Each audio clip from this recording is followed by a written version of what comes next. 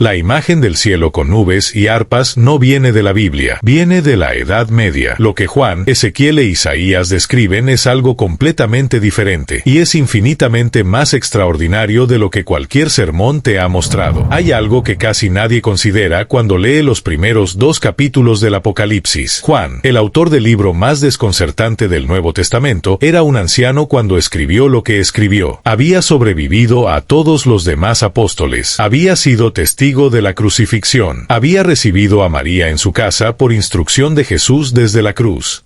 Había visto con sus propios ojos al resucitado. Y luego había pasado décadas predicando, enseñando, formando comunidades en Asia Menor, siendo desterrado por el Imperio Romano a la isla de Patmos como medida para silenciarlo. Era un hombre que ya no tenía nada que aprender sobre el sufrimiento, sobre la fe o sobre la espera. Y fue a ese hombre, al que más tiempo llevaba creyendo y al que más le había costado la fe, al que Dios eligió para mostrar lo que ningún otro ser humano vivo en ese momento había visto. El cielo. No como metáfora. No como imagen poética destinada a consolar a los afligidos, sino como realidad, como lugar, como arquitectura, como geografía, como experiencia que Juan intentó describir con el único vocabulario disponible para él, el vocabulario del mundo que conocía, aunque lo que veía ese día completamente ese vocabulario. Y lo que describió, cuando se lee con la atención que merece y con el trasfondo del Antiguo Testamento que Juan conocía de memoria, es algo completamente diferente a la imagen que 2000 años de tradición religiosa han construido sobre lo que el cielo es. La imagen que la mayoría de los creyentes tiene del cielo se formó no en la lectura cuidadosa de los textos bíblicos, sino en la acumulación de referencias culturales que se han ido sedimentando durante siglos. El arte medieval europeo, con sus figuras etéreas flotando entre nubes doradas. Las canciones devocionales que hablan de cruzar el río Jordán hacia descanso eterno. Las conversaciones en los funerales donde el consuelo se ofrece en términos de que el difunto está en un lugar mejor, sin especificar qué significa mejor ni en qué sentido ese lugar existe. Todo eso ha creado una imagen del cielo que es simultáneamente reconfortante y vaga. Y lo que resulta notable, cuando se pone esa imagen lado a lado con lo que los profetas bíblicos realmente describieron, es que no se parecen casi nada. Los 3 hombres que el título de este video menciona, Juan, Ezequiel e Isaías, no tuvieron experiencias vagas. Pero antes de explorar lo que vieron, es importante detenerse un momento en quienes eran cuando lo vieron. Porque la elección de Dios de a quienes mostrar estas cosas no es arbitraria. Y entender el contexto personal de cada uno de estos hombres en el momento de su visión cambia la manera en que se lee lo que describieron. Isaías era un hombre de alto nivel social en la Judá del siglo 8 a.C. Su escritura revela conocimiento de la corte real, familiaridad con los asuntos de Estado, acceso a los niveles más altos de la sociedad de su tiempo. No era un marginal ni un recluso. Era alguien que operaba en los centros del poder humano. Y fue en el año de la muerte del rey Usías, el año en que el poder humano más estable que Isaías había conocido se derrumbó, que Dios le mostró el único trono que no queda vacante. La visión de Isaías llegó en el momento exacto en que el contraste entre el poder humano y el poder divino era más evidente. Y eso no es coincidencia. Es pedagogía divina. Ezequiel era sacerdote. Descendiente de la familia de Sadoc, la línea sacerdotal que servía en el templo de Jerusalén. El templo era el lugar donde Dios había prometido habitar, el centro del sistema de adoración de Israel, el fundamento de la identidad religiosa del pueblo. Y Ezequiel fue llevado al exilio en Babilonia. Alejado del templo. Alejado del sistema sacerdotal al que pertenecía.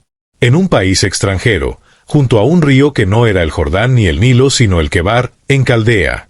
Y fue en ese exilio, en esa distancia forzada de todo lo que el sistema religioso de Israel ofrecía como contacto con Dios, que Dios se le apareció con mayor claridad que en cualquier servicio en el templo.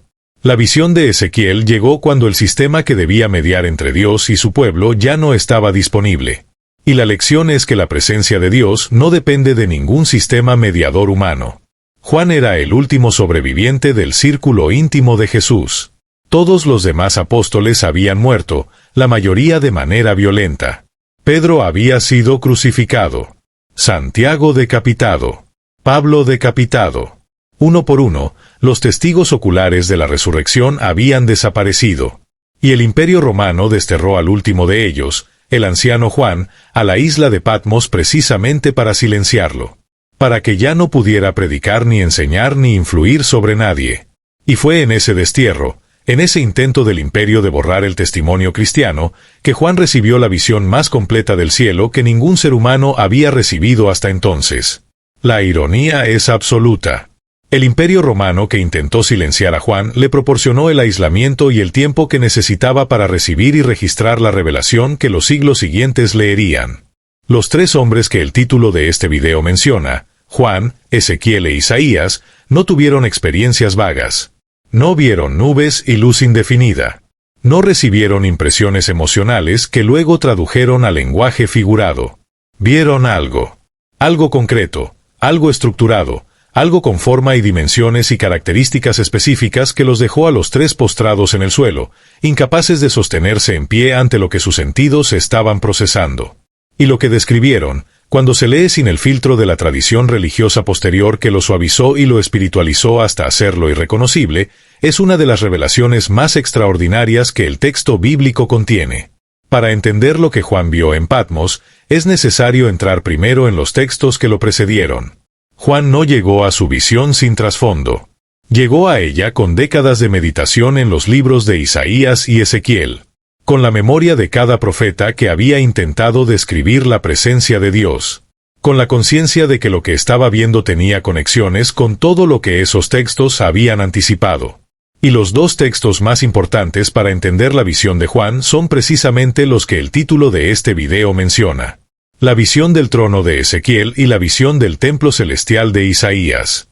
Porque sin esos dos textos como trasfondo, el Apocalipsis queda reducido a una serie de imágenes apocalípticas incomprensibles. Con ellos como fundamento, se convierte en la culminación de una revelación progresiva que comenzó siglos antes de que Juan pusiera el pie en Patmos. Isaías capítulo 6. El año de la muerte del rey Usías. Un momento de crisis política en Judá. El rey que había reinado durante más de 50 años había muerto.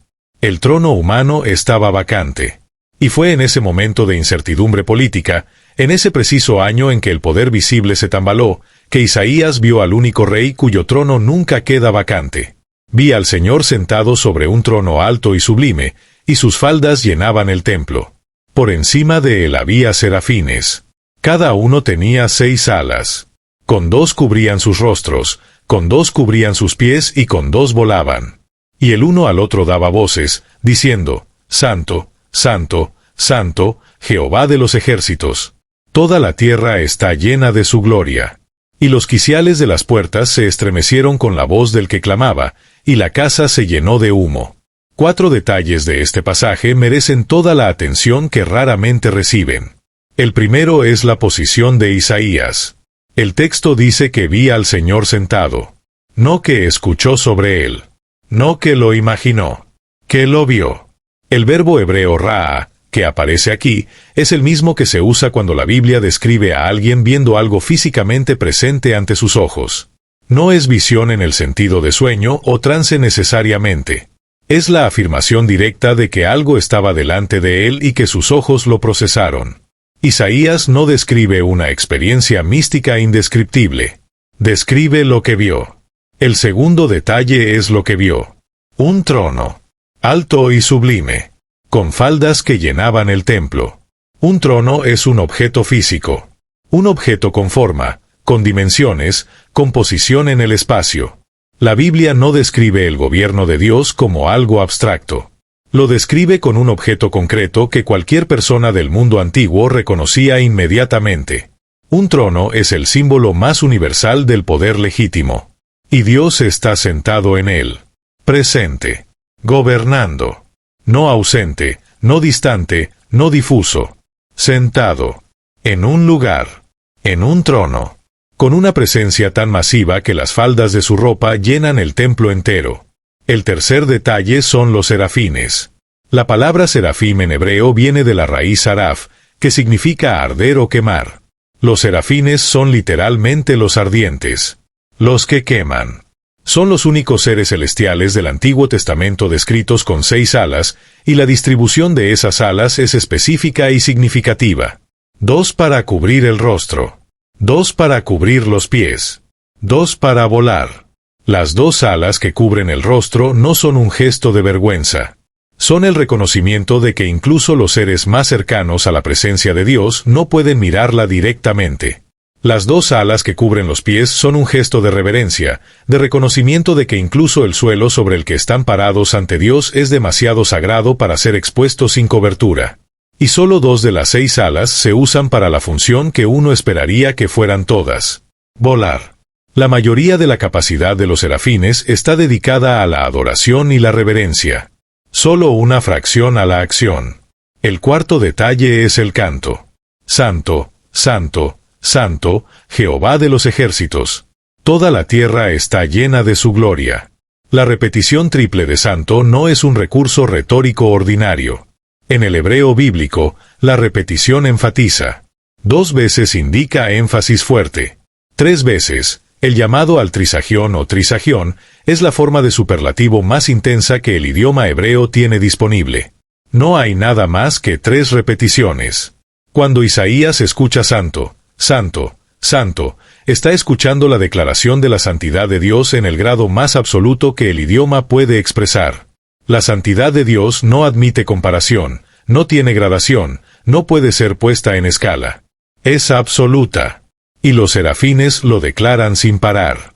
No como obligación. Como la única respuesta posible ante lo que ven. La reacción de Isaías a esta visión es lo que más nos dice sobre lo que realmente está ocurriendo. ¡Ay de mí! Que soy muerto.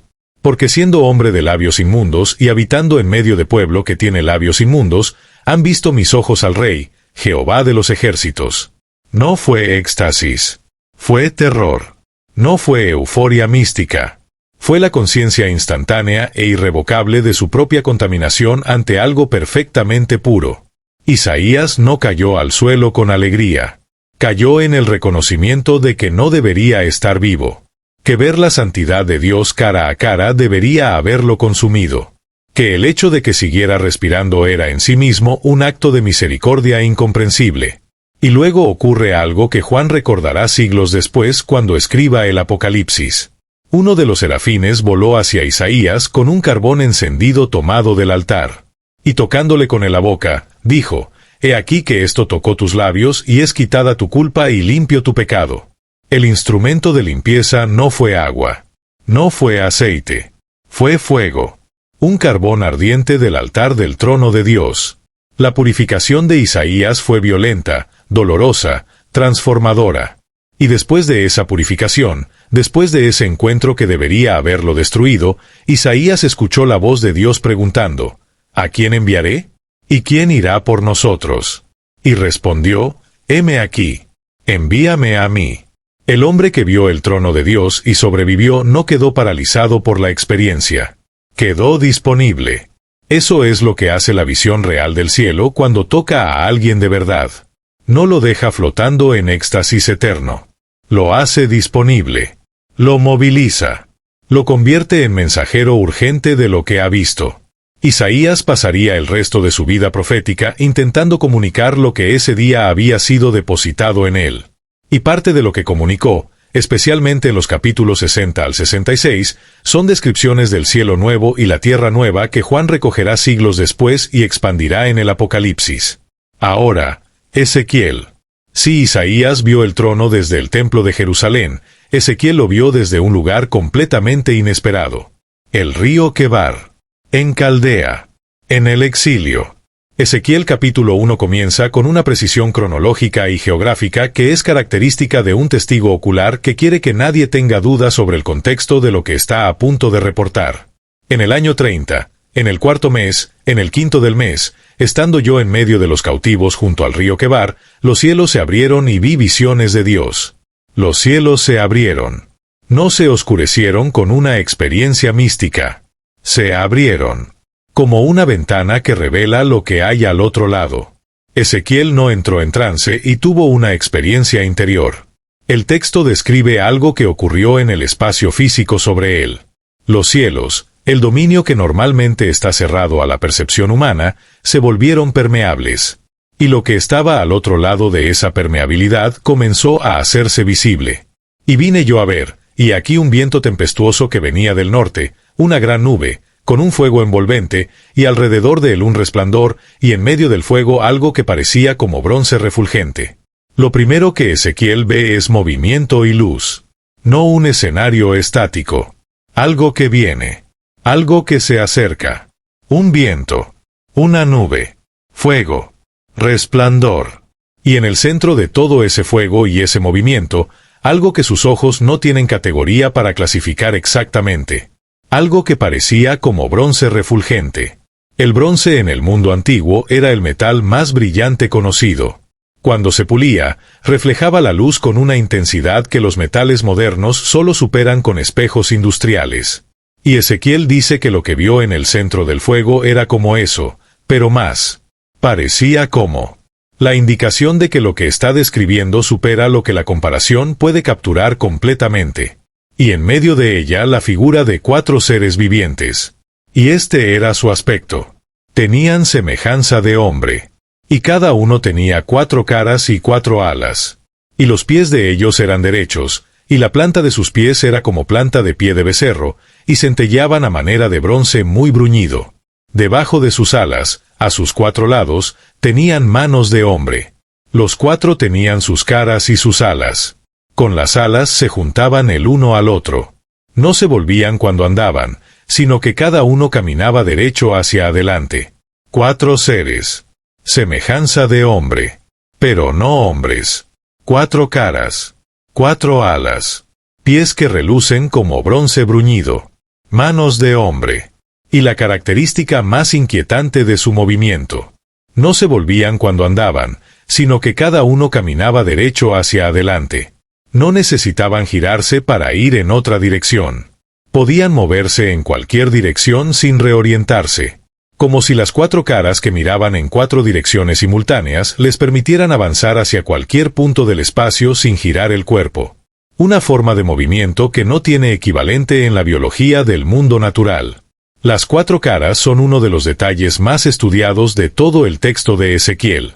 Y la cara del uno era cara de hombre, y la cara del segundo era cara de león a la mano derecha, y la cara del tercero era cara de buey a la mano izquierda, y la cara del cuarto era cara de águila. Hombre, león, buey, águila. Los 4 seres representativos de la creación. El ser humano, el animal más noble entre los salvajes, el animal más noble entre los domésticos, el ave más majestuosa. 4 categorías de lo más excelente de la creación, convergiendo en un solo ser que existe en la presencia directa de Dios. Cuando Juan escriba el Apocalipsis, estos mismos 4 seres reaparecerán ante el trono de Dios. No como algo nuevo, como la continuación de lo que Ezequiel vio siglos antes. La revelación es progresiva. Lo que Ezequiel vio desde el río Quebar y lo que Juan vio en Patmos son ventanas abiertas al mismo lugar desde el mismo ángulo con mayor o menor resolución dependiendo del momento en que Dios eligió mostrarlos. Pero lo más desconcertante de la visión de Ezequiel no son los 4 seres. Lo más desconcertante es lo que aparece con ellos. En cuanto a la apariencia de los seres vivientes, era como de carbones de fuego encendidos, como antorchas que se movían entre los seres vivientes. Y el fuego resplandecía, y del fuego salían relámpagos. Y los seres vivientes corrían y volvían a semejanza de relámpagos. Mientras miraba a los seres vivientes, he aquí una rueda sobre la tierra junto a los seres vivientes, con sus 4 caras. El aspecto de las ruedas y su obra era semejante al color del crisólito. Y las 4 tenían una misma semejanza. Su apariencia y su obra eran como rueda en medio de rueda. Las ruedas. Rueda en medio de rueda. Un objeto que cuando se describe por primera vez en el texto parece completamente fuera de lugar. ¿Qué hace una rueda en una visión del trono celestial? ¿Por qué el Dios del universo necesita ruedas? La respuesta está en lo que las ruedas hacen. Cuando andaban, andaban hacia sus 4 costados. No se volvían cuando andaban. Y sus aros eran altos y espantosos, y llenos de ojos alrededor en las 4 ruedas. Y cuando los seres vivientes andaban, las ruedas andaban junto a ellos. Y cuando los seres vivientes se levantaban de la tierra, las ruedas se levantaban. A donde quiera que el Espíritu quería que fueran, allá iban. A donde el espíritu quería ir, ellas iban. Y las ruedas se levantaban juntamente con ellos, porque el espíritu de los seres vivientes estaba en las ruedas. Las ruedas y los seres vivientes operaban en perfecta coordinación. Un solo impulso gobernaba el movimiento de ambos. El espíritu de los seres vivientes estaba en las ruedas. No eran mecanismos separados conectados externamente. Eran una sola realidad funcional. Y los aros de las ruedas estaban llenos de ojos. Ojos que miraban en todas las direcciones. Una visión que no tiene punto ciego. Una percepción que no puede ser sorprendida. Los eruditos que han estudiado la visión de Ezequiel durante siglos han ofrecido interpretaciones que van desde lo alegórico hasta lo mecánico literal.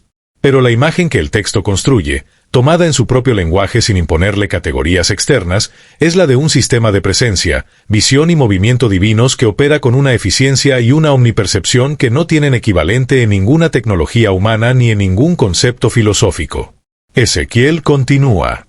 Y sobre las cabezas de los seres vivientes aparecía una superficie como de cristal maravilloso, extendido por encima de sus cabezas. Y debajo de la superficie sus alas estaban derechas, la una hacia la otra. Y cada uno tenía dos que cubrían de un lado y del otro su cuerpo. Y oí el sonido de sus alas cuando andaban, como sonido de muchas aguas, como la voz del Omnipotente, voz de muchedumbre, como el ruido de un ejército. La superficie como de cristal. O más precisamente en el hebreo, como el ojo de cristal terrible, raquia anifra. Terrible. El adjetivo que el texto usa no es estético.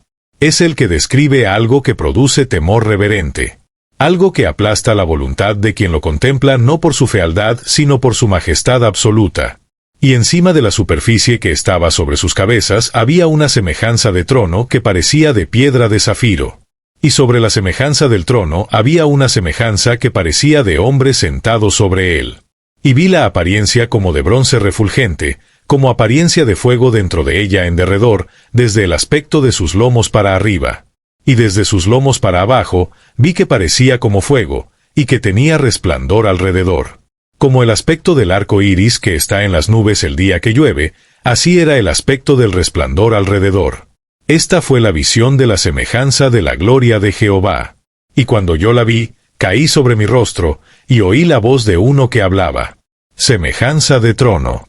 Semejanza que parecía de hombre. Apariencia de bronce refulgente. Apariencia de fuego. El texto de Ezequiel acumula los términos de aproximación. Semejanza. Parecía. Aspecto. ¿Cómo? No porque Ezequiel no supiera describir lo que veía, sino porque lo que veía no podía ser descrito sin esos términos de aproximación. Era algo que superaba la capacidad de las palabras para capturarlo exactamente. Y sin embargo, es suficientemente específico. Hay un trono. Hay alguien sentado en él.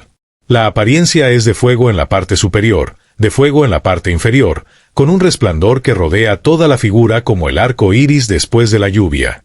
La reacción de Ezequiel es idéntica en su esencia a la de Isaías.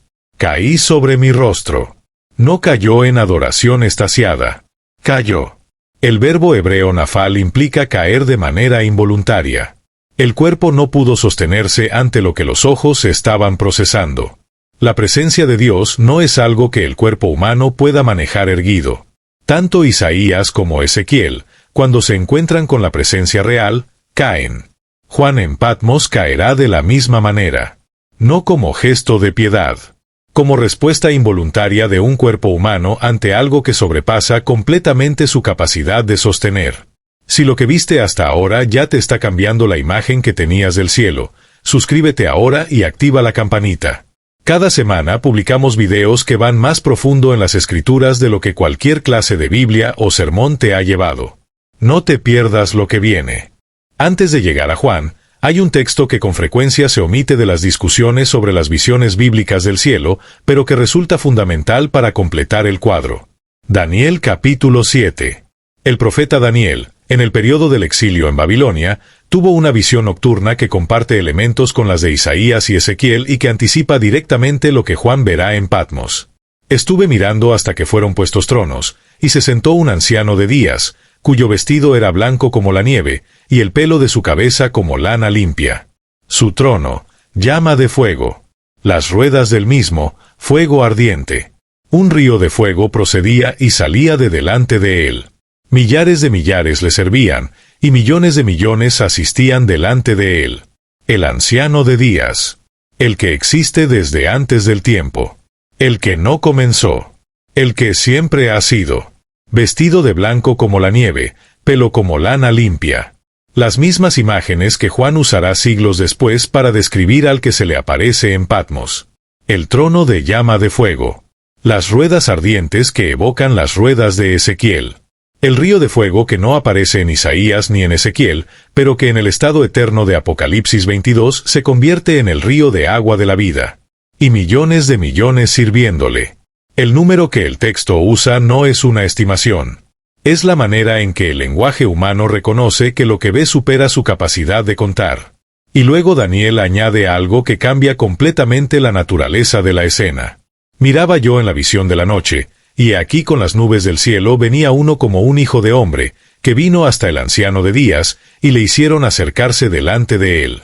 Y le fue dado dominio, gloria y reino, para que todos los pueblos, naciones y lenguas le sirvieran.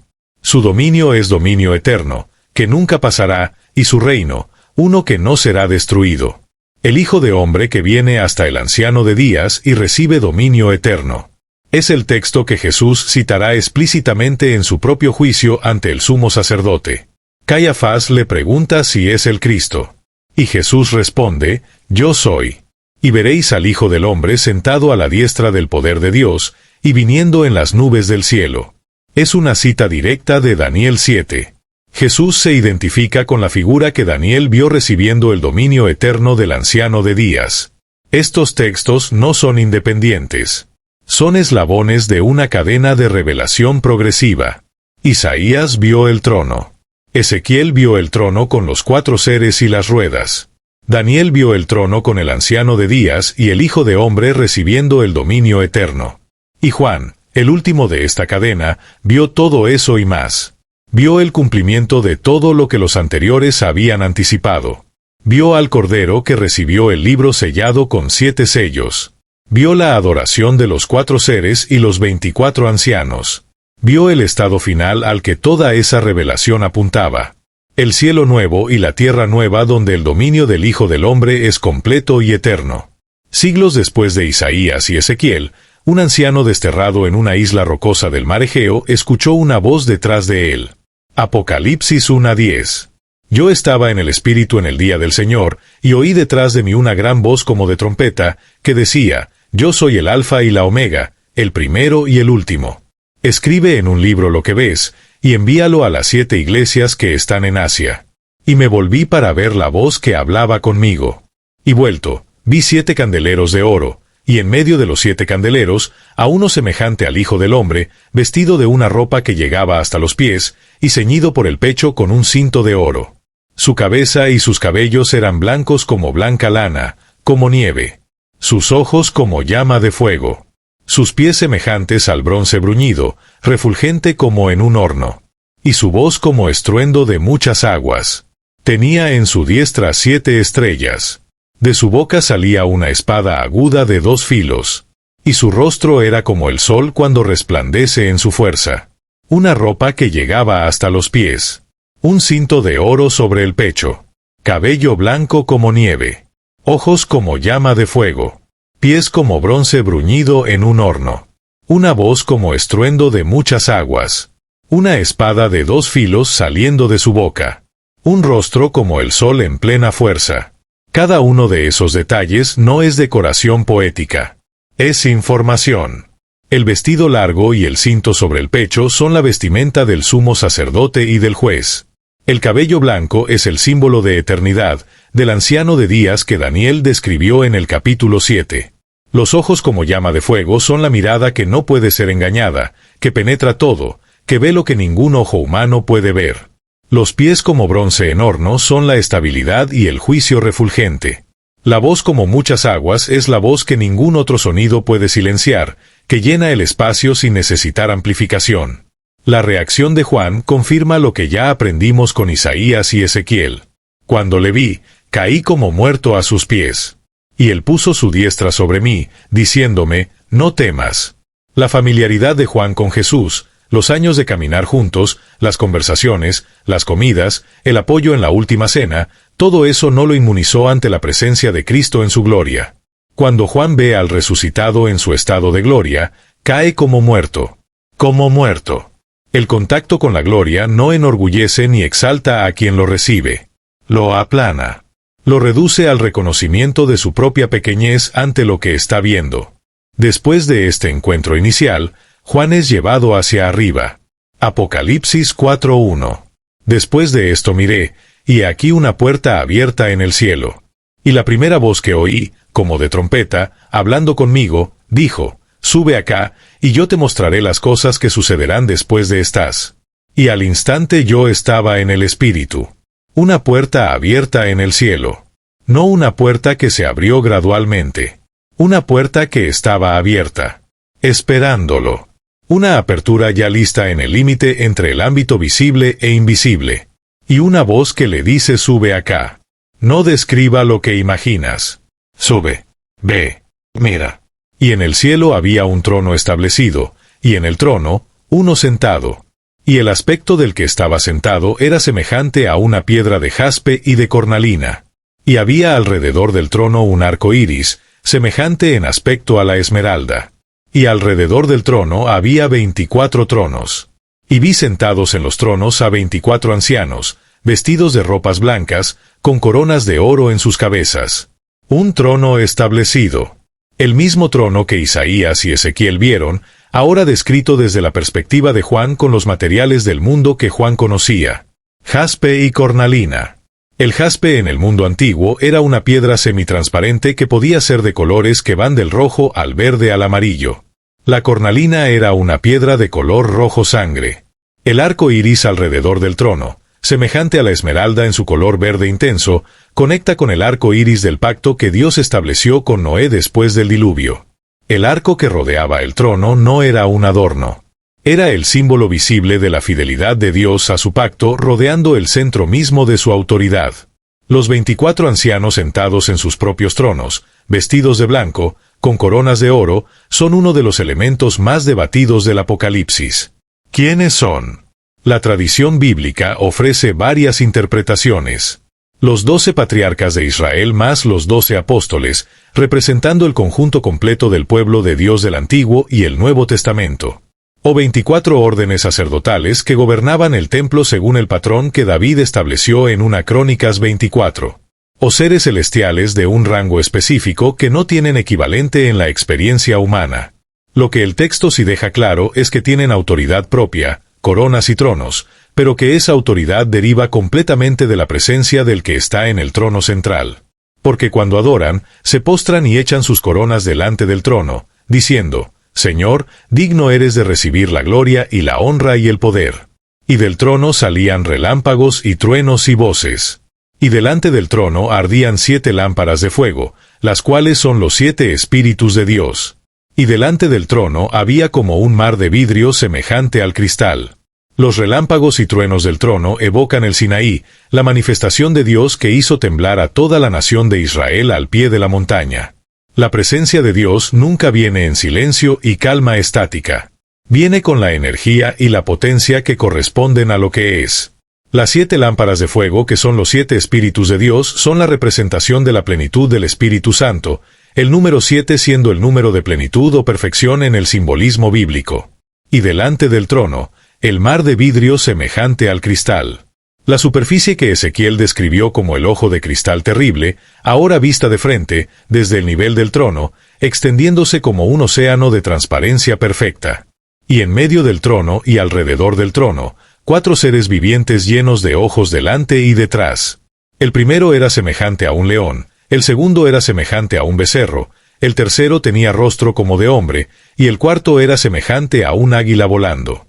Los 4 seres de Ezequiel, ahora vistos con mayor claridad. Las 4 caras de los querubines de Ezequiel ahora aparecen como 4 seres distintos pero igualmente constantemente presentes ante el trono. León, becerro, hombre, águila. La misma progresión que Ezequiel registró. Llenos de ojos. La percepción omnidireccional. La visión sin ángulo muerto. Y los 4 seres vivientes tenían, cada uno de ellos, 6 alas alrededor. Y por dentro estaban llenos de ojos. Y no cesaban día y noche de decir, Santo, Santo, Santo es el Señor Dios Todopoderoso, el que era, el que es, y el que ha de venir. El canto de los serafines de Isaías se escucha ahora de los 4 seres de Juan. La misma declaración del Trisagión. El mismo Santo, Santo, Santo. Pero expandido. Añade el que era, el que es y el que ha de venir. La santidad de Dios no es un atributo estático. Es una realidad que atraviesa el tiempo completo. Pasado, presente y futuro quedan abarcados en la declaración de lo que Dios es. Y esta declaración no para. No cesa día y noche. En la visión de Juan, el cielo es un lugar donde la adoración es la atmósfera permanente, no interrumpida por otras actividades que la desplacen. Presente siempre como el fondo sobre el cual todas las demás realidades del cielo ocurren. Y siempre que aquellos seres dan gloria y honra y acción de gracias al que está sentado en el trono, al que vive por los siglos de los siglos, los 24 ancianos se postran delante del que está sentado en el trono, y adoran al que vive por los siglos de los siglos, y echan sus coronas delante del trono. Los ancianos que tienen coronas las echan. No las guardan. No las ostentan. Las depositan ante el trono como reconocimiento de que cualquier autoridad que poseen es derivada, que no les pertenece en su propio origen, sino que fue conferida por quien está en el trono central. Es el gesto más radical de reconocimiento de autoridad que el sistema simbólico del mundo antiguo podía representar. Un rey que echa su corona ante otro rey está diciendo, lo que soy, te lo debo a ti. Hay un elemento de la visión de Juan que merece una atención separada porque es el que más radicalmente contradice la imagen popular del cielo y al mismo tiempo es el que más claramente conecta con la tradición profética completa. El libro con 7 sellos. Apocalipsis capítulo 5. Y vi en la mano derecha del que estaba sentado en el trono un libro escrito por dentro y por fuera, sellado con 7 sellos. Y vi a un ángel fuerte que pregonaba en alta voz, ¿quién es digno de abrir el libro y desatar sus sellos? Y ninguno, ni en el cielo ni en la tierra ni debajo de la tierra, podía abrir el libro, ni aún mirarlo. Y yo lloraba mucho, porque no se había hallado a ninguno digno de abrir el libro, ni de leerlo, ni de mirarlo. Juan llora. El hombre que ha visto el trono de Dios, que ha caído como muerto ante la gloria de Cristo, llora porque no hay nadie digno de abrir el libro. El libro sellado con 7 sellos es el documento de la historia. El decreto del dominio. El texto que contiene el plan de Dios para la redención completa del universo. Y mientras permanezca sellado, el dominio permanece reclamado pero no ejecutado. La historia continúa bajo el peso del pecado y la muerte sin que el plan final se despliegue. La razón del llanto de Juan es la razón del llanto de toda la humanidad que ha vivido bajo el peso del mal y se ha preguntado cuándo y cómo será resuelto. Y uno de los ancianos me dijo, no llores. He aquí que el león de la tribu de Judá, la raíz de David, ha vencido para abrir el libro y desatar sus 7 sellos. Y miré, y aquí en medio del trono y de los 4 seres vivientes, y en medio de los ancianos, estaba en pie un cordero como inmolado, que tenía 7 cuernos y 7 ojos, los cuales son los 7 espíritus de Dios enviados por toda la tierra. El león que se esperaba para abrir el libro es un cordero. El poder que resuelve la historia no llega como fuerza bruta sino como sacrificio. El cordero como inmolado. Las marcas de la crucifixión visibles en el cuerpo glorioso del resucitado. Las cicatrices que Tomás quiso tocar permanecen en el cuerpo glorificado de Jesús. La muerte que parecía la derrota definitiva es la victoria que abrió los sellos de la historia. Y cuando el Cordero toma el libro, los 4 seres vivientes y los 24 ancianos se postran y cantan un cántico nuevo. Digno eres de tomar el libro y de abrir sus sellos. Porque tú fuiste inmolado, y con tu sangre nos has redimido para Dios, de todo linaje y lengua y pueblo y nación. Y nos has hecho para nuestro Dios reyes y sacerdotes, y reinaremos sobre la tierra. Esta declaración de los ancianos, que incluye el nos ha hecho reyes y sacerdotes y reinaremos sobre la tierra, es la respuesta más directa que el Nuevo Testamento da sobre el papel de los redimidos en el estado eterno. No son espectadores. No son pasivos. reinan sobre la tierra. La nueva tierra. El dominio que Adán perdió en el jardín es restaurado en Cristo y conferido a los redimidos para ejercerse eternamente sobre la creación renovada. Llegados a este punto, hay una pregunta que cualquier lector honesto debe hacerse. ¿Qué es exactamente lo que Juan, Ezequiel e Isaías están describiendo? ¿Es el cielo donde los creyentes irán cuando mueran?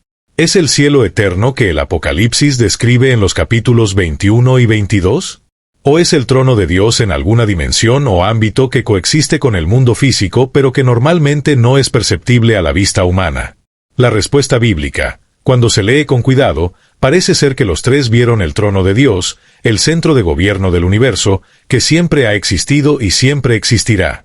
El estado eterno que los capítulos 21 y 22 del Apocalipsis describen es diferente de este trono, en que incluye la fusión del cielo de Dios con la nueva tierra, la eliminación de cualquier separación entre el dominio divino y el dominio de lo creado. Pero el trono que Isaías, Ezequiel y Juan vieron es el fundamento permanente de ese estado eterno. Es lo que siempre ha estado en el centro de todo y que en la consumación final se manifestará sin velo en el nuevo universo. ¿Qué pasará entonces con el creyente que muere hoy, antes de la consumación final? El Nuevo Testamento es claro sobre esto. El espíritu del creyente va inmediatamente a estar con Cristo. Filipenses 1:23. El deseo de Pablo de partir y estar con Cristo. 2 Corintios 5:8. El estar ausentes del cuerpo es estar presentes al Señor. Lucas 23:43. El ladrón en la cruz recibe la promesa de Jesús de estar ese mismo día con él en el paraíso. Hay una realidad intermedia, un estado de comunión con Cristo entre la muerte física y la resurrección final, que es real y que es bueno, pero que no es el estado definitivo. El estado definitivo requiere la resurrección del cuerpo. Y aquí es donde el cielo de la Biblia se separa radicalmente de la imagen popular de arpas y nubes. La Biblia no enseña que el destino final de los redimidos sea una existencia espiritual incorpórea en alguna dimensión etérea del espacio. Esa es la creencia que el filósofo griego Platón defendió y que el mundo grecorromano adoptó como paradigma, la idea de que el cuerpo es una prisión del alma y que la muerte libera el alma para ascender a un estado puramente espiritual. Esa filosofía platonista se filtró en el pensamiento cristiano medieval y popular y produjo la imagen del cielo etéreo que todavía domina la imaginación popular. Pero no es lo que la Biblia enseña. La Biblia es consistentemente materialista en el mejor sentido de esa palabra. Dios creó el mundo material y lo llamó bueno. Dios se encarnó en un cuerpo material. Jesús resucitó en un cuerpo material, aunque glorificado y transformado. La nueva creación es una tierra nueva, un espacio físico, una ciudad con dimensiones. El estado eterno es corporal, material, espacial. Reformado, purificado, glorificado, pero no desmaterializado. Los cuerpos importan en la teología bíblica. La materia importa. El mundo físico no es algo de lo que escapar hacia una espiritualidad sin cuerpo. Es algo que será redimido, transformado y habitado para siempre. Eso significa que el trabajo del artista que crea belleza en este mundo, el del músico que compone para la gloria de Dios, el del arquitecto que diseña espacios que inspiran asombro, el del científico que investiga la creación para entenderla mejor, el del granjero que cuida la tierra. Todos esos trabajos tienen un peso eterno que el platonismo popular niega, pero que la Biblia afirma. El arte, la ciencia, la arquitectura, la agricultura, la medicina, todo lo que la humanidad hace con los materiales de la creación de Dios para su gloria y para el bien del prójimo, encuentra en el estado eterno no su obsolescencia sino su perfección. La nueva tierra no borra lo que la humanidad construyó en fe y amor. Lo transfigura y lo lleva a su máxima expresión en el espacio sin límite y sin muerte del nuevo universo.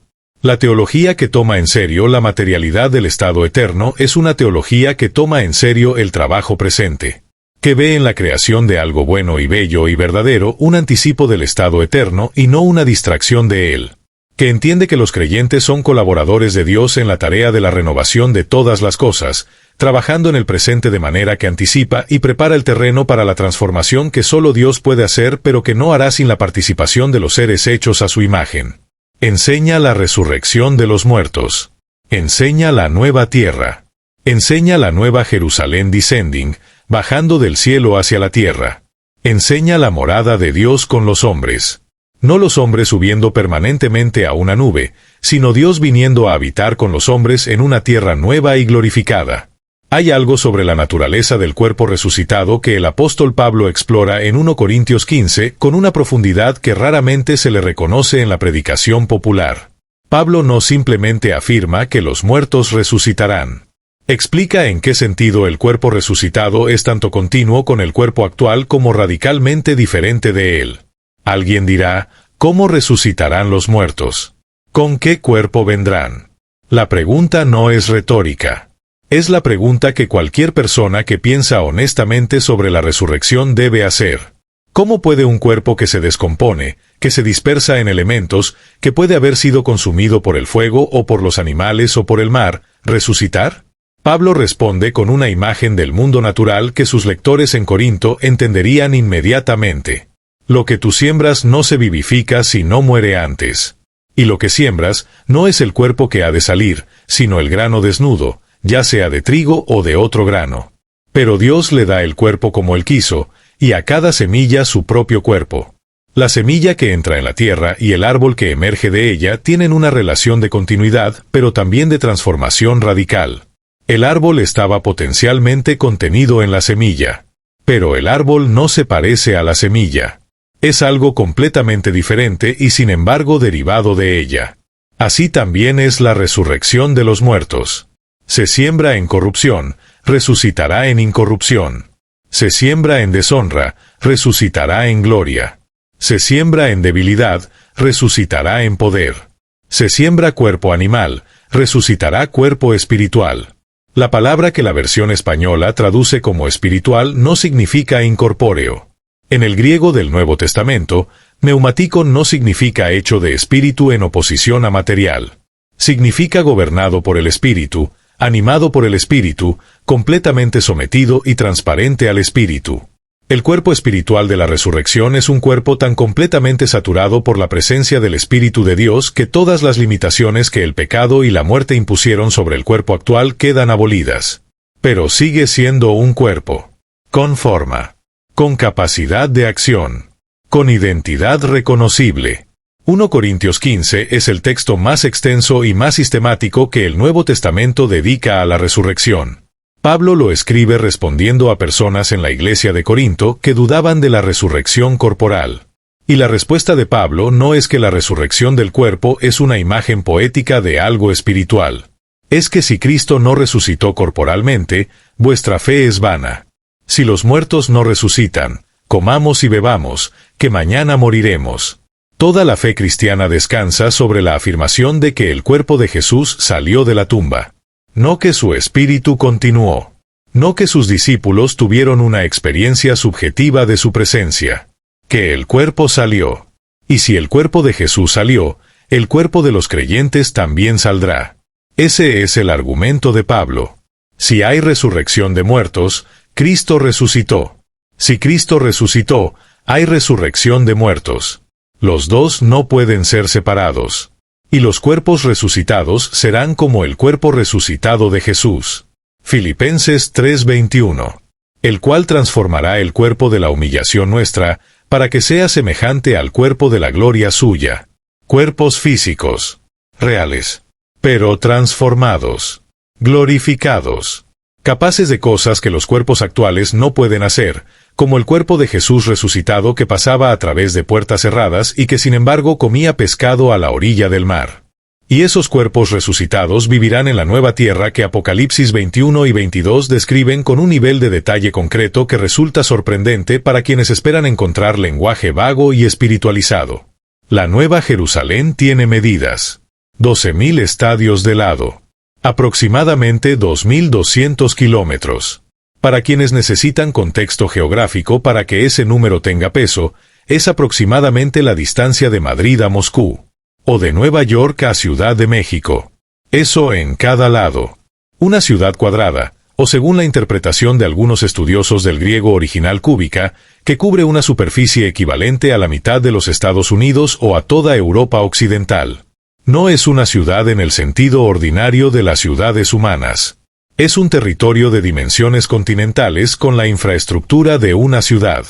La proposición de que los redimidos de toda la historia humana tendrán suficiente espacio para habitarla sin que resulte abarrotada no parece exagerada cuando se consideran esas dimensiones.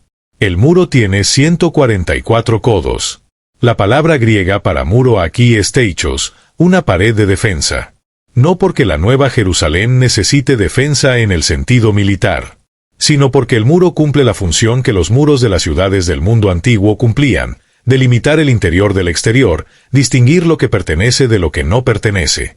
Los cimientos del muro están adornados con 12 piedras preciosas: jaspe, zafiro, ágata, esmeralda, ónice, sardio, crisólito, berilo, topacio, crisopaso, jacinto y amatista. Las 12 piedras conectan con el pectoral del sumo sacerdote de Israel, donde 12 piedras representaban las 12 tribus. La Nueva Jerusalén lleva sobre sí la memoria de todo el pueblo de Dios del Antiguo Testamento. No lo borra. Lo incluye. Lo glorifica. Las 12 puertas de la ciudad son de perla. Una perla por puerta. Y las puertas no se cierran. Apocalipsis 21-25. Sus puertas nunca serán cerradas de día, pues allí no habrá noche. Las puertas de las ciudades del mundo antiguo se cerraban al anochecer por razones de seguridad. Que las puertas de la Nueva Jerusalén permanezcan abiertas para siempre es la declaración de que no hay amenaza que requiera cierre. No hay noche que traiga peligro.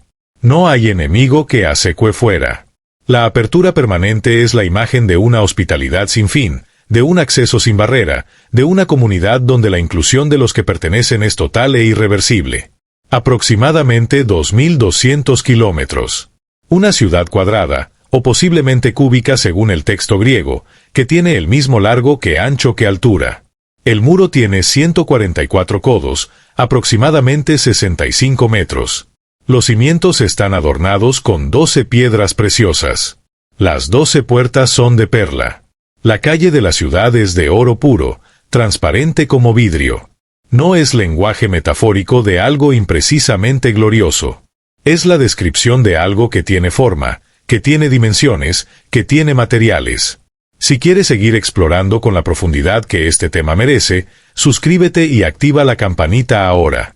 Este tipo de investigación bíblica seria es lo que hacemos semana a semana en este canal. Y lo que viene a continuación de este video en la serie te va a impactar todavía más. ¿De dónde viene la imagen de la Nueva Jerusalén? Del mismo Antiguo Testamento que Isaías y Ezequiel habitaban. Ezequiel capítulos 40 al 48 son la sección más extensa y más detallada de descripción del templo y la ciudad de Dios en toda la Biblia. Cientos de versículos de medidas, de proporciones, de materiales, de distribución geográfica. Los estudiosos que leen esos capítulos de manera literal ven planos arquitectónicos. Los que los leen alegóricamente ven símbolos de la presencia de Dios con su pueblo. Pero en ambos casos el texto hace algo que el lenguaje puramente espiritual no hace. Da números. Da distancias. Da proporciones. Y los números de Ezequiel, cuando se comparan con los del Apocalipsis, muestran una coherencia que solo puede explicarse si ambos textos están describiendo la misma realidad desde perspectivas complementarias. Isaías en los capítulos finales describe el estado eterno con imágenes que son simultáneamente físicas y transformadas. Isaías 60 minutos y 19 segundos al 20. El sol nunca más te servirá de luz para el día, ni el resplandor de la luna te alumbrará, sino que Jehová te será por luz perpetua y el Dios tuyo por tu gloria. No se pondrá jamás tu sol, ni menguará tu luna. Porque Jehová te será por luz perpetua y los días de tu luto serán acabados. No habrá sol ni luna porque ya no serán necesarios. Su función, iluminar, será cumplida directamente por la presencia de Dios. Apocalipsis 21-23 repite exactamente esta imagen. La ciudad no tiene necesidad de sol ni de luna que brillen en ella, porque la gloria de Dios la ilumina, y el Cordero es su lumbrera. Isaías 65 horas y 21 minutos al 22 describe actividad real en ese mundo nuevo. Edificarán casas y morarán en ellas. Plantarán viñas y comerán el fruto de ellas.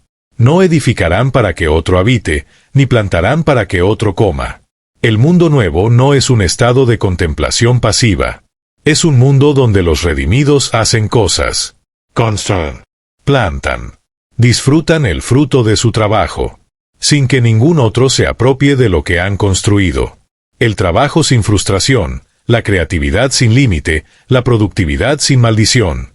No el ocio eterno, sino el trabajo glorioso, el trabajo que fue parte del diseño original del Edén antes de que el pecado lo distorsionara en fatiga y fracaso. Y la presencia de naciones en la nueva tierra es uno de los detalles más inesperados de la descripción del Apocalipsis. Apocalipsis 21, 24 al 26. Y las naciones que hubieren sido salvas andarán a la luz de ella. Y los reyes de la tierra traerán su gloria y honor a ella. Sus puertas nunca serán cerradas de día, pues allí no habrá noche.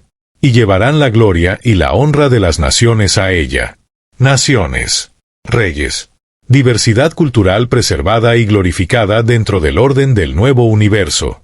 La nueva tierra no es un lugar donde toda particularidad humana es borrada en una unidad uniforme. Es un lugar donde la diversidad que Dios diseñó en la creación humana, diversidad de culturas, de lenguas, de expresiones, alcanza su máxima expresión glorificada. La gloria de las naciones, lo mejor de lo que cada pueblo fue y produjo, es traído y presentado ante el trono. Como si la humanidad entera, en toda su diversidad, contribuyera con su propia voz al coro de adoración que nunca cesa.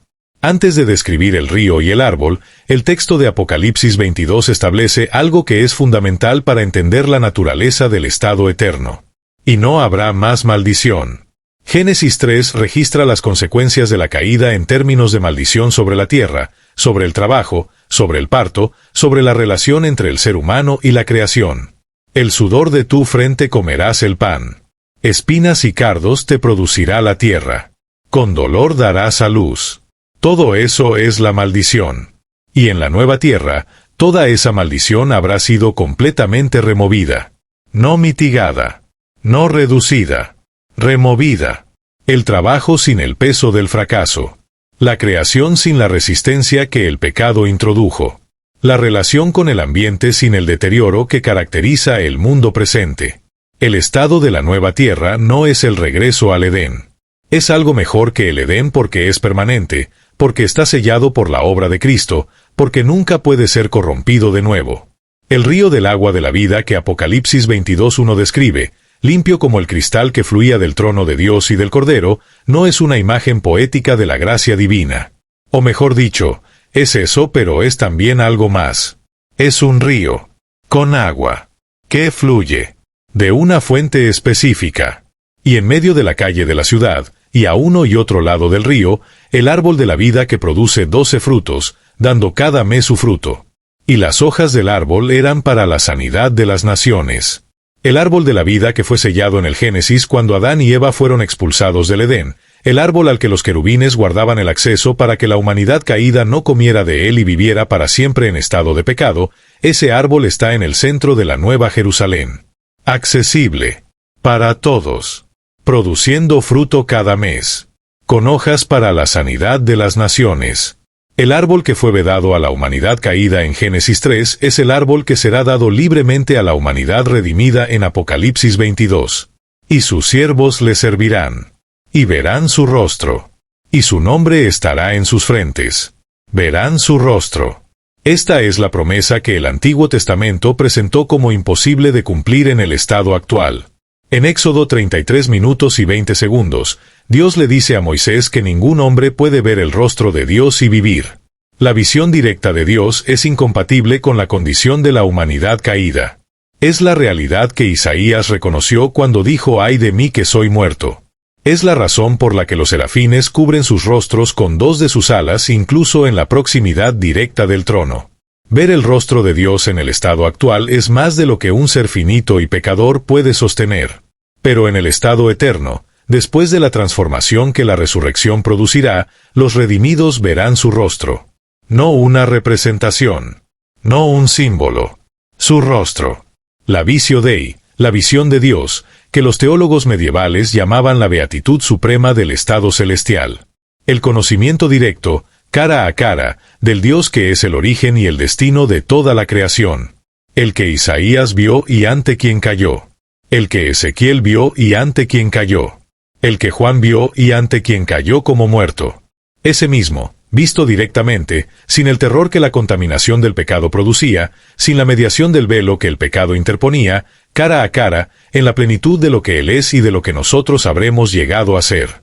Allí no habrá noche, y no tiene necesidad de luz de lámpara, ni de luz del sol, porque Dios el Señor los iluminará. Y reinarán por los siglos de los siglos. Reinarán. No simplemente existirán.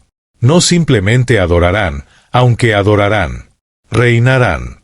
El ejercicio del dominio delegado que Dios dio a la humanidad en Génesis 1:28, la mayordomía de la creación que el pecado corrompió y pervirtió, será restaurada y amplificada en el estado eterno. Los redimidos no son sujetos pasivos del gobierno de Dios. Son cogobernantes.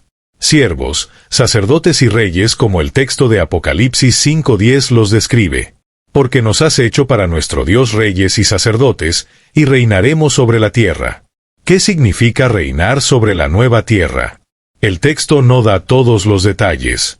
Pero el patrón que emerge de la totalidad de la revelación bíblica sobre este tema sugiere que el ejercicio del dominio humano sobre la creación alcanzará en la nueva tierra la expresión plena que nunca alcanzó en este mundo. El arte, la ciencia, la exploración, la arquitectura, la música, la gastronomía, todo lo que la humanidad ha intentado hacer con los materiales de la creación para la gloria de Dios y para el disfrute de sus capacidades dadas por Él, encontrará en la nueva tierra el espacio, el tiempo, los recursos y la capacidad sin límite para hacer todo lo que debería haber sido desde el principio. Hay una pregunta que surge inevitablemente cuando se considera la realidad del cuerpo resucitado en la nueva tierra. ¿Qué hacemos con el tiempo?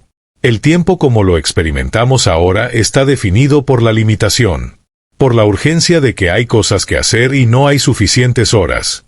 Por la frustración de que los proyectos más valiosos requieren más tiempo del que tenemos. Por la conciencia de que el cuerpo se cansa, que necesita dormir, que no puede sostener el esfuerzo indefinidamente. Todas esas limitaciones definen nuestra relación con el tiempo en el mundo presente. En el estado eterno, esas limitaciones desaparecen. El cuerpo glorificado no se cansa en el sentido en que se cansa el cuerpo presente. El Apocalipsis 21:4 dice que no habrá más muerte, ni llanto, ni clamor, ni dolor. El cansancio que produce dolor y que requiere descanso obligatorio ya no será una limitación. Eso no significa que no habrá descanso. Isaías 65 horas y 22 minutos describe a los redimidos habitando en sus casas, disfrutando de lo que han plantado. Hay implicación de ritmo, de alternancia entre actividad y disfrute. Pero el ritmo no estará gobernado por la necesidad de recuperarse de un cuerpo que se desgasta. Estará gobernado por el placer de la variedad, por la riqueza de tener múltiples cosas buenas para hacer y pasar de una a otra libremente. ¿Qué significa tener eternidad para explorar un universo que los científicos modernos estiman que contiene al menos 2 billones de galaxias, cada una con miles de millones de estrellas, muchas de ellas con sistemas planetarios? Si el estado eterno incluye cuerpos capaces de movimiento y exploración, si las naciones de Apocalipsis 21 implican diversidad de lugares y comunidades, si el dominio de los redimidos se extiende sobre la tierra nueva y posiblemente más allá, entonces la eternidad no es un periodo de espera, sino un periodo de exploración activa de un universo cuyas dimensiones no podrán ser agotadas aunque se disponga de infinito tiempo para recorrerlas. El apóstol Pablo describe en Romanos 8 la expectación de la creación entera frente a este estado venidero. La creación misma espera con gemido la manifestación de los hijos de Dios. El universo entero, con todos sus planetas, con todas sus galaxias, con toda su complejidad y su belleza que los telescopios modernos están comenzando apenas a vislumbrar, espera, gemiendo, como en dolores de parto. No está esperando ser destruido. Está esperando ser liberado. Y será liberado. La misma potencia que resucitó a Jesús de entre los muertos transformará el universo entero en el espacio perfecto para el estado eterno. Eso significa que el cielo no es solo la nueva Jerusalén. Es el universo entero renovado. Espacio para que los redimidos, con sus cuerpos resucitados y sus capacidades magnificadas, lo exploren, lo habiten, lo administren para la gloria del que lo creó. La teología que confina el cielo a un lugar donde los creyentes se sientan en nubes tocando arpas no está siendo modesta sobre lo que no sabemos. Está siendo menos que lo que la Biblia dice.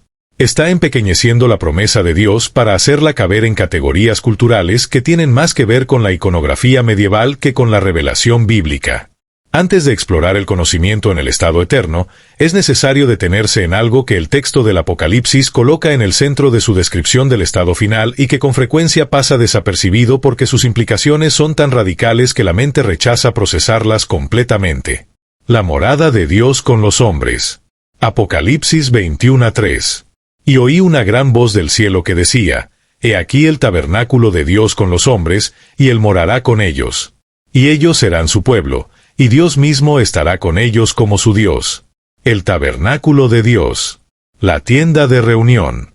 El lugar donde Dios habita. Pero ahora no una tienda en el desierto, no un templo en Jerusalén, no una ciudad celestial separada. El tabernáculo de Dios está con los hombres. Dios morará con ellos. No los visitará ocasionalmente. No enviará mensajeros. Morará. La misma palabra que Juan usa en su Evangelio cuando dice que el Verbo se hizo carne y habitó, más literalmente acampó o puso su tienda, entre nosotros. La encarnación fue el primer acto del tabernáculo divino con la humanidad. La nueva tierra es el acto definitivo y permanente. Esto invierte completamente la dirección de lo que la mayoría imagina como destino celestial. El destino no es que los humanos suban permanentemente al espacio donde Dios habita. El destino es que Dios baje a habitar permanentemente donde los humanos habitan. No los hombres yendo al cielo de Dios. Dios trayendo su cielo a la nueva tierra de los hombres. La nueva Jerusalén desciende del cielo de Dios como una novia ataviada para su marido. No sube. Desciende. La dirección del movimiento es hacia abajo, hacia la tierra nueva, no hacia arriba hacia algún espacio etéreo.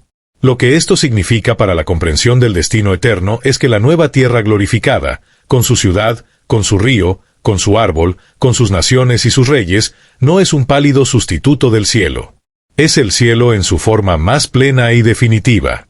El lugar donde el cielo de Dios y la tierra de los hombres finalmente se fusionan en una sola realidad sin división ni separación.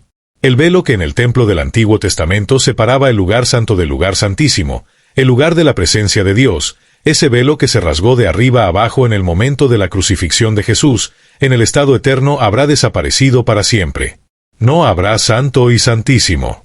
No habrá separación entre lo sagrado y lo secular porque todo el espacio será santificado por la presencia permanente de Dios. Hay algo más sobre el cielo que la Biblia describe con una especificidad que raramente se enseña. La naturaleza del conocimiento en el estado eterno. 1 Corintios 13:12. Ahora vemos por espejo, oscuramente. Mas entonces veremos cara a cara. Ahora conozco en parte. Mas entonces conoceré como fui conocido. Conoceré como fui conocido. No será solo ver la verdad desde afuera. Será ser conocido completamente por el que es la verdad, y desde ese ser conocido, conocer. El conocimiento en el estado eterno no será la acumulación gradual de información que caracteriza el conocimiento humano actual. Será algo cualitativamente diferente. Una participación en el conocimiento de Dios que es imposible de imaginar desde la perspectiva de lo que ahora somos. Y sin embargo, el texto usa la palabra progresivo en un sentido importante. Apocalipsis 22:2 dice que el árbol de la vida produce fruto cada mes. La palabra cada mes implica continuidad temporal, desarrollo, progresión. El estado eterno no es un estado de estancamiento infinito donde todo ya está completamente dado desde el principio. Es un estado de crecimiento sin límite, de exploración sin fin, de conocimiento que se profundiza eternamente porque su objeto es un Dios infinito que nunca puede ser conocido de manera agotada. Los teólogos medievales que reflexionaron sobre esto, particularmente Tomás de Aquino, describieron la Visio Dei como una participación creciente en el conocimiento de Dios que nunca llega a ser agotadora porque Dios es infinito. No es que en algún punto lleguemos a saber todo lo que Dios sabe y el proceso se detenga. Es que el crecimiento en el conocimiento de Dios es eterno porque Dios es eterno. Cada momento de la eternidad añade sin llegar nunca a agotar. Esa es la naturaleza del objeto del conocimiento. Y eso hace que la eternidad no sea una espera infinita en un estado estático, sino una aventura de conocimiento y descubrimiento sin límite cuyo objeto nunca se agota. ¿Y qué hay del encuentro con los que se fueron antes? El texto bíblico lo confirma sin elaborarlo en detalle. En Mateo 17, en la Transfiguración, Moisés y Elías aparecen hablando con Jesús sobre el éxodo que Jesús llevaría a cabo en Jerusalén. Pedro los reconoce. No necesita que le expliquen quiénes son. Los reconoce. Eso implica que la identidad individual se preserva después de la muerte. Que Moisés sigue siendo Moisés. Que Elías sigue siendo Elías. Que el creyente que muere hoy sigue siendo quien era, con memoria, con identidad, con reconocibilidad, aunque transformado en su estado. Hebreos 12:22 al 23 describe la realidad presente del estado intermedio, el periodo entre la muerte del creyente y la resurrección final, con un lenguaje que sugiere comunidad activa, no espera pasiva. Sino que os habéis acercado al monte Sión, a la ciudad del Dios vivo, Jerusalén la celestial, a la compañía de muchos millares de ángeles, a la congregación de los primogénitos que están inscritos en los cielos, a Dios el juez de todos, a los espíritus de los justos hechos perfectos. Una congregación. Una compañía. No individuos aislados flotando en algún estado vago. Una comunidad. La compañía de muchos millares de ángeles más los espíritus de los justos hechos perfectos, más Dios mismo. Es una comunidad que incluye seres de distintas categorías reunidos en el mismo espacio bajo la misma autoridad. ¿Cómo será ese reencuentro con los seres queridos que murieron en la fe? La Biblia no describe en detalle la experiencia emocional de ese reencuentro. Pero lo que sí describe permite inferir que será algo cualitativamente diferente a cualquier reencuentro de este mundo. En este mundo, los reencuentros después de la separación están marcados por el duelo de lo que se perdió durante el tiempo de separación, por la conciencia de que el tiempo vuelve a pasar y que habrá más separaciones, por las limitaciones de la comunicación y la comprensión entre personas que siguen siendo finitas. En el estado eterno, ninguna de esas limitaciones existe. No hay tiempo transcurrido que lamentar. No hay amenaza de separación futura. No hay límites de comunicación. El reencuentro será en la plenitud de lo que ambas partes habrán llegado a ser, no en la limitación de lo que ambas eran cuando se separaron. Hay un elemento de la experiencia del estado eterno que el texto del Apocalipsis describe con palabras que resultan simples, pero que encierran una profundidad que tomará la eternidad entera explorar. Y verán su rostro. Esas tres palabras en español son la traducción de tres palabras en el griego del Apocalipsis. Kaiopsontai to prosoponautou. Y verán el rostro de él. El rostro de Dios. Visto directamente. Por seres humanos con cuerpos resucitados. La tradición teológica llama a esto la visión beatífica. La visión que produce la beatitud, la felicidad plena. Y la pregunta que esa visión plantea, la que los teólogos han debatido durante siglos, es en qué consiste exactamente esa visión. ¿Qué significa ver el rostro de Dios? ¿Qué capacidad tiene el ser humano, incluso en estado glorificado, para procesar lo que esa visión contiene? La respuesta que los teólogos que han reflexionado más profundamente sobre esto ofrecen es consistente en un punto crucial. La visión de Dios no es un evento puntual que ocurre una vez y que luego se procesa indefinidamente. Es una visión continua, permanente, que se profundiza sin agotarse. Porque el objeto de la visión, Dios mismo, es infinito. La capacidad de quien ve, aunque glorificada y magnificada, es finita. Y la brecha entre la capacidad finita y el objeto infinito es la garantía de que el proceso de conocer y ver y descubrir nunca terminará. Cada momento de la eternidad añade algo que el momento anterior no contenía. No porque Dios cambie, sino porque la capacidad de los redimidos para recibirlo crece eternamente sin agotar nunca lo que hay para recibir. La pregunta que con más frecuencia se hace cuando este tema surge es la de los seres queridos que no murieron en la fe. ¿Estarán en el cielo? ¿Qué pasa con ellos? El texto bíblico es honesto sobre esto de una manera que a veces se suaviza en las conversaciones pastorales. No todos estarán en el cielo nuevo y la tierra nueva. Apocalipsis 21:8 es explícito y directo. Pero los cobardes e incrédulos, los abominables y homicidas, los fornicarios y hechiceros, los idólatras y todos los mentirosos tendrán su parte en el lago que arde con fuego y azufre, que es la muerte segunda. Y Apocalipsis 21:27. No entrará en ella ninguna cosa inmunda, o que hace abominación y mentira, sino solamente los que están inscritos en el libro de la vida del Cordero. La Nueva Jerusalén no es accesible para todos por defecto. Es accesible para los que están inscritos en el libro de la vida. Y esa inscripción no es automática. El Nuevo Testamento es consistente en que la fe en Jesucristo es el camino por el cual la inscripción en ese libro ocurre. Juan 14:6. Yo soy el camino, la verdad y la vida. Nadie viene al Padre sino por mí. No es exclusivismo arbitrario. Es la declaración del único ser en la historia que derrotó a la muerte corporalmente y tiene autoridad para hablar sobre lo que hay al otro lado de ella. Hay una dimensión de la realidad del cielo que los textos proféticos describen de manera que la predicación popular raramente alcanza.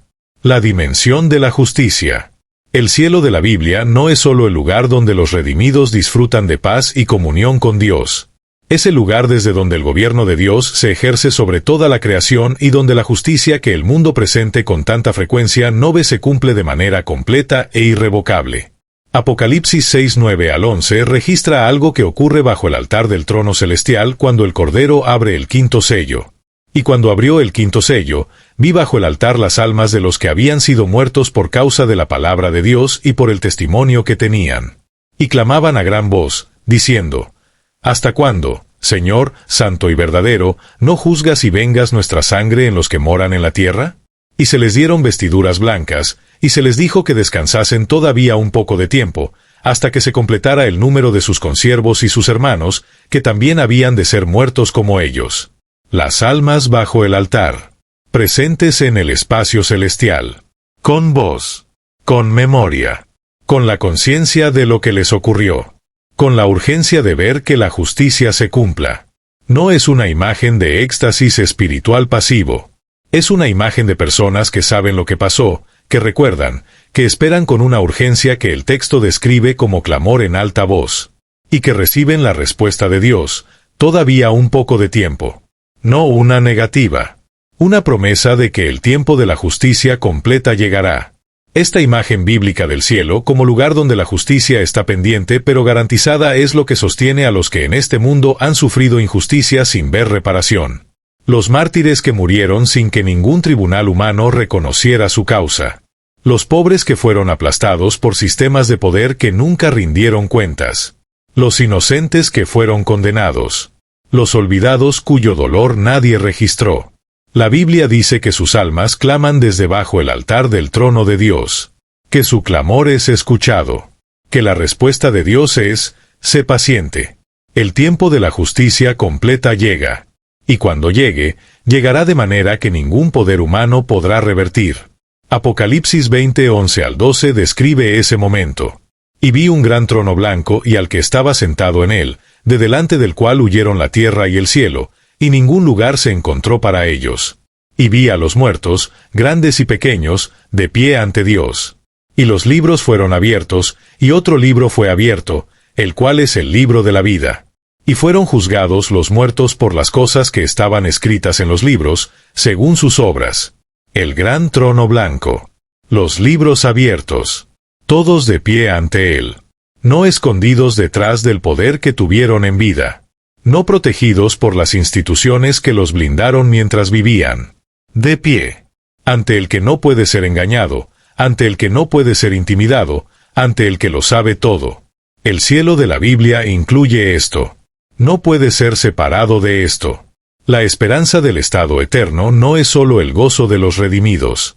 Es la vindicación de todos los que el mundo trató injustamente. Es el cumplimiento de la promesa que el Salmo 73 expresa en la voz de alguien que estuvo a punto de perder la fe porque veía que los malvados prosperaban. Hasta que entré al santuario de Dios, y comprendí el fin de ellos. La perspectiva del santuario, del trono, del estado eterno, cambia todo lo que parece injusto en el tiempo presente. Y aquí es donde todo lo que hemos explorado sobre el cielo converge en algo que no puede quedar como información.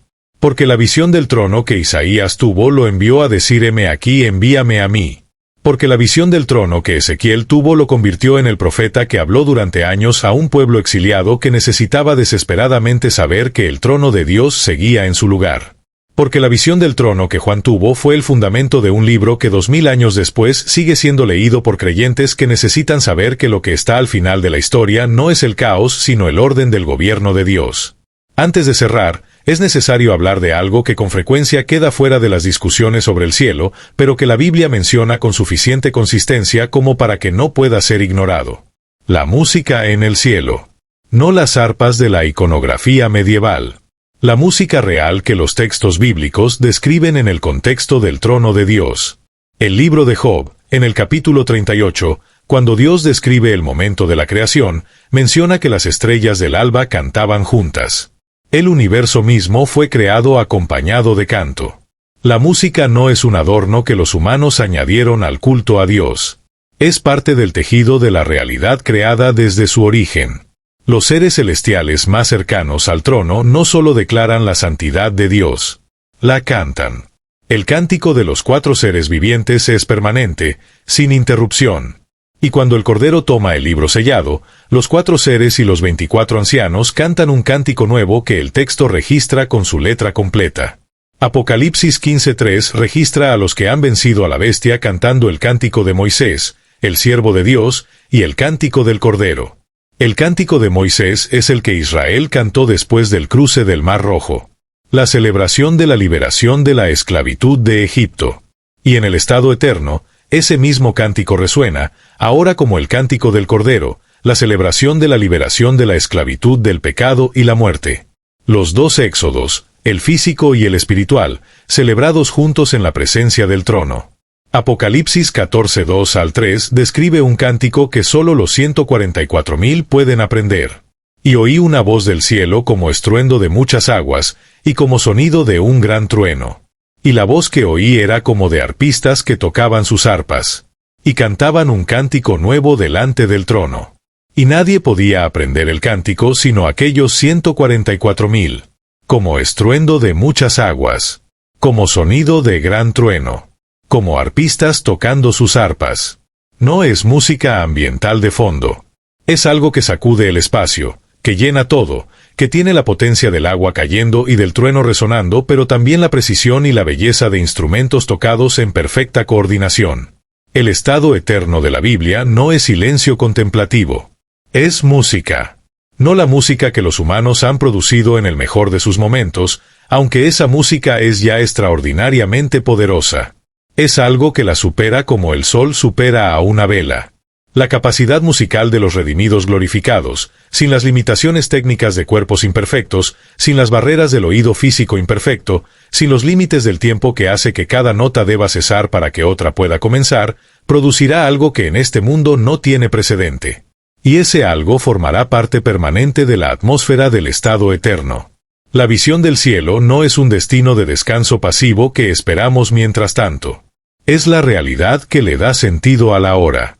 Hebreos 11 describe a los héroes de la fe como personas que vieron desde lejos lo que se prometía y lo saludaron, y confesaron que eran extranjeros y peregrinos sobre la tierra. La perspectiva del cielo no te desconecta de la tierra. Te reubica en ella. Te recuerda que lo que ves no es todo lo que hay. Que el trono que Isaías vio sigue en su lugar. Que los 4 seres vivientes siguen cantando santo, santo, santo. Que el arco iris de la fidelidad de Dios sigue rodeando ese trono. Y que todo lo que ocurre en este mundo, todo lo que sufres, todo lo que esperas, todo lo que haces en fe sin ver los resultados todavía, está ocurriendo a la vista de ese trono.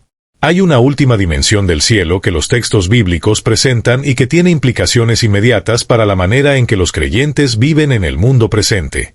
La relación entre lo que hacemos ahora y lo que encontraremos entonces. La Biblia no enseña que todo lo que hagamos en este mundo es irrelevante para el estado eterno. Enseña lo contrario. 1 Corintios 3:12-15 describe el juicio de las obras de los creyentes en términos de fuego que probará la calidad de lo que cada uno construyó. El oro, la plata y las piedras preciosas sobrevivirán el fuego. La madera, el heno y la hojarasca serán quemados. El creyente cuya obra sea quemada será salvo, pero como a través de fuego. La salvación no depende de las obras. Pero las obras determinan algo sobre el estado eterno del creyente que la Biblia llama recompensa.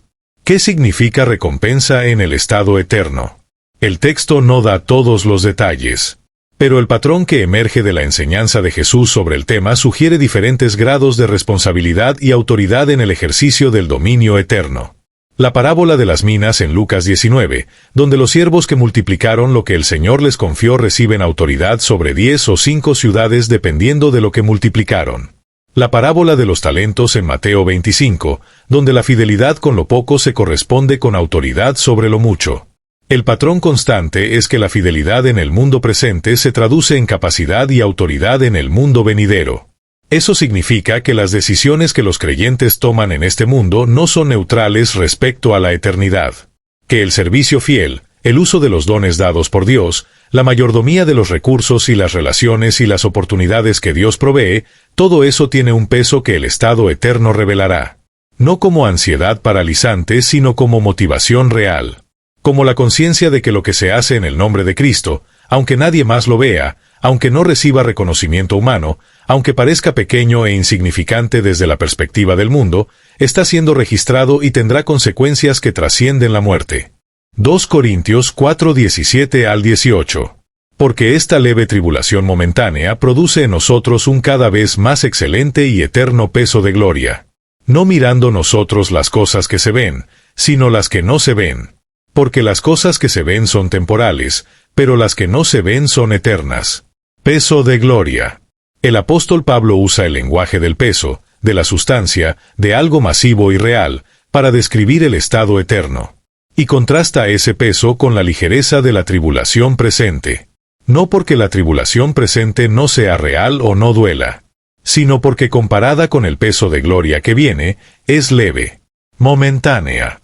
Y esa comparación solo funciona si el cielo es real, si es concreto, si es sustancial. Una promesa vaga de algo vagamente bueno en algún lugar indefinido no puede sostener a nadie frente al sufrimiento concreto de este mundo. Lo que sostiene es una promesa específica, un trono específico, una ciudad con dimensiones, un árbol con fruto, un río con agua, un nombre en la frente, un rostro que ver, un reino donde reinar. Todo eso es lo que los profetas vieron y lo que Juan registró y lo que la Biblia presenta no como consuelo poético sino como realidad venid que ya es presente en la dimensión donde el trono de Dios existe y donde los redimidos que han muerto ya están. Queda por explorar algo que la mayoría de los tratamientos del tema del cielo dejan para el final, pero que en realidad debería ser el punto de partida de todo. ¿Por qué el cielo importa ahora? No en el sentido de que debería motivar escapismo, de que los creyentes deberían desconectarse del mundo presente en anticipación del que viene, sino en el sentido de que la realidad del cielo transforma la manera en que los creyentes habitamos el mundo presente. Colosenses 3:1 al 2. Sí, pues, habéis resucitado con Cristo, buscad las cosas de arriba, donde está Cristo sentado a la diestra de Dios. Poned la mira en las cosas de arriba, no en las de la tierra. Este texto es con frecuencia mal interpretado como una instrucción de ignorar el mundo presente en favor de una espiritualidad desencarnada. Pero en el contexto de lo que Pablo enseña sobre la resurrección corporal y el estado eterno, lo que el versículo dice es algo más profundo. Buscar las cosas de arriba no es huir del mundo. Es traer la perspectiva del trono, la perspectiva de lo que realmente importa y lo que realmente dura, al mundo presente. Alguien que sabe que reinará en la nueva tierra sobre las obras de sus manos no trata su trabajo presente como algo sin significado eterno. Alguien que sabe que los redimidos de toda nación, tribu y lengua adorarán juntos ante el trono no puede ver a personas de otros pueblos con indiferencia o desprecio. Alguien que sabe que el árbol de la vida dará fruto cada mes para la sanidad de las naciones entiende que las naciones importan, que la diversidad cultural no es un problema a resolver sino un tesoro a preservar. Alguien que sabe que Dios enjugará toda lágrima puede sentarse con alguien que llora sin apresurarse a ofrecer explicaciones, porque sabe que el consuelo definitivo está garantizado aunque todavía no sea visible. La perspectiva del cielo no desconecta a los creyentes del mundo. Los ancla en él de una manera más profunda y más comprometida. Porque saben que este mundo no es todo lo que hay, tienen la libertad de no aferrarse a él ansiosamente. Porque saben que el estado eterno es real y concreto, tienen motivación para tomar en serio lo que hacen en este mundo. Porque saben que Dios hará nuevas todas las cosas, pueden trabajar por la restauración parcial de lo que está roto sin desesperarse cuando esa restauración no es completa. El cielo de la Biblia no es el cielo de las arpas y las nubes. Es el cielo del trono con relámpagos y truenos. del canto que no cesa, del mar de vidrio y los 4 seres vivientes, de la nueva Jerusalén con sus 12 puertas de perla y su calle de oro transparente, del río de agua de la vida y el árbol que sana las naciones, de los reyes trayendo su gloria, de los redimidos reinando por los siglos de los siglos, de la presencia directa de Dios sin velo, sin mediación, sin distancia, cara a cara, para siempre. Eso es lo que Juan vio. Eso es lo que Ezequiel vio. Eso es lo que Isaías vio. Y eso es lo que espera a todo aquel cuyo nombre está escrito en el libro de la vida del Cordero. Hay una última cosa que Juan registra en el texto del Apocalipsis que es tan simple y tan absoluta que corre el riesgo de pasar desapercibida precisamente por su simplicidad. Apocalipsis 22:20. El que da testimonio de estas cosas dice, sí, vengo en breve. Amén. Sí, ven, Señor Jesús. La última palabra del último libro de la Biblia canónica antes de la bendición final es una oración, una petición, un clamor. Sí, ven, Señor Jesús. Juan, después de haber visto todo lo que vio, después de haber procesado el trono y los 4 seres vivientes y los 24 ancianos y el libro sellado y el Cordero y los 7 sellos y el estado eterno, después de todo eso, escribe una oración de 3 palabras. Ven. No estamos listos para esperar más. Ven. La esperanza del cielo no produce resignación ni pasividad. Produce urgencia. La urgencia de quien sabe lo que viene y no puede imaginar por qué seguiría esperando más. La misma oración que Juan escribió al final del Apocalipsis ha sido pronunciada por creyentes en todos los siglos desde entonces.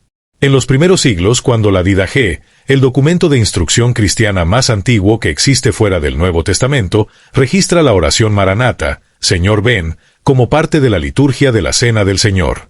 En la Edad Media, cuando los monásticos esperaban con una mezcla de paciencia y anhelo. En los siglos de persecución, cuando los que morían por su fe esperaban que el que prometió que vendría en breve cumpliera esa promesa. Y hoy, en un mundo que también acumula razones de sobra para que esa oración siga siendo urgente. Ven, Señor Jesús. La oración más corta y más profunda de la historia cristiana. La que conecta lo que vieron Isaías, Ezequiel y Juan con lo que los creyentes esperan todavía. Si este video cambió la imagen que tenías del cielo, si el trono de Isaías o las ruedas de Ezequiel o la nueva Jerusalén de Juan te mostraron algo que ningún sermón te había mostrado con esa concretud, escribe en los comentarios qué fue lo que más te impactó. ¿El trono con relámpagos y truenos? ¿Los 4 seres vivientes con sus ojos por todas partes? ¿La nueva Jerusalén con sus 2200 kilómetros de lado? ¿El hecho de que la Biblia dice que reinaremos y no simplemente que flotaremos en nubes? La oración final de Juan, ven Señor Jesús, que resume 2000 años de esperanza cristiana en 3 palabras. ¿El trono de Ezequiel? ¿Los 4 seres vivientes? ¿La nueva Jerusalén con sus medidas reales? ¿El hecho de que reinaremos y no simplemente floraremos en nubes? Tu respuesta ayuda a más personas a descubrir este contenido.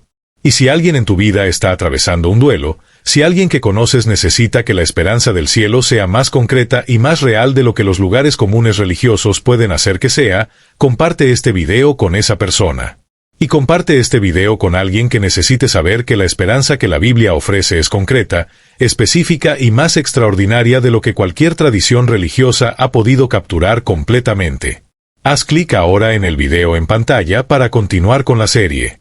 El próximo video entra en los detalles de la Nueva Jerusalén, sus medidas, sus materiales, su ubicación y lo que significa que una ciudad del tamaño de un continente descienda del cielo a la nueva tierra. Es la continuación directa de todo lo que viste hoy y tiene implicaciones que van a sorprenderte.